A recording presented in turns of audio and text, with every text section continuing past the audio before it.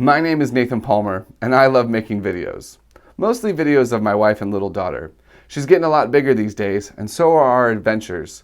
So I recently purchased a GoPro camera to try and keep up with her. Our first big family adventure with the camera was tubing down the Chattahoochee River.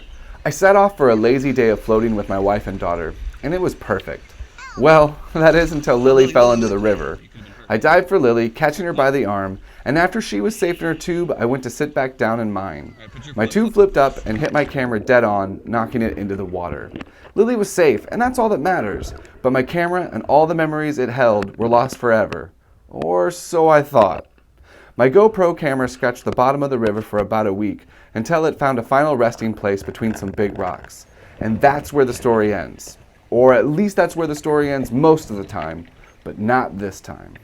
The next weekend was the 4th of July. A 12-year-old girl named Emily was visiting her grandparents and playing in the Chattahoochee River with her brother. She was catching fish barehanded, if you can believe it, when something in the water caught her eye.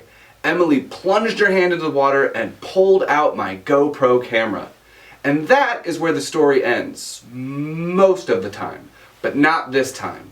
"Nate, you're on the internet!" my wife yelled Monday morning. She showed me her phone and there I was. Emily had given my camera to Julie Wolfe, a reporter at 11 Alive News in Atlanta, to try and find me. Julie ran the story on the Sunday night news, and people on social media shared the story over 1 million times, all in hopes of helping Emily find me. And in less than 12 hours, she did. How did this happen?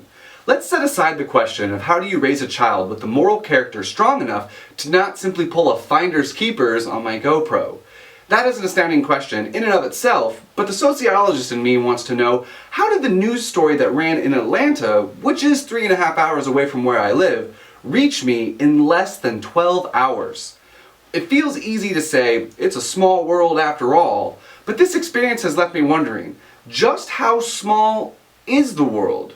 Luckily for us, I'm not the first sociologist to ask this question. In 1967, Stanley Milgram set out to test the small world hypothesis by recruiting people in Omaha, Nebraska to send a letter to a stockbroker in Sharon, Massachusetts.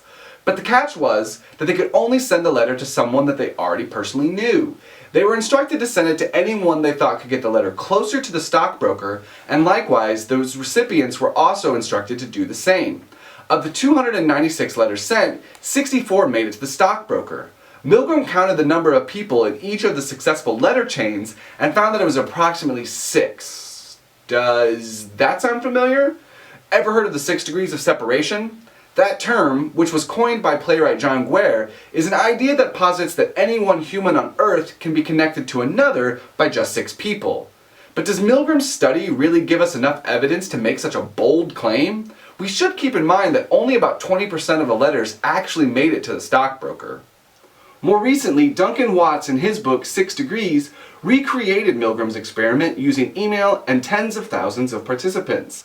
What he found was that in massively large networks of any type, an individual can be connected to another individual in just a few steps. The number of intermediating connections may be 6, or slightly higher, or slightly lower.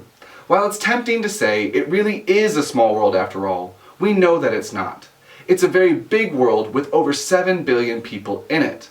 But the research suggests that our large world feels small to us because it is so highly connected. But putting the science aside, I do know one thing for sure.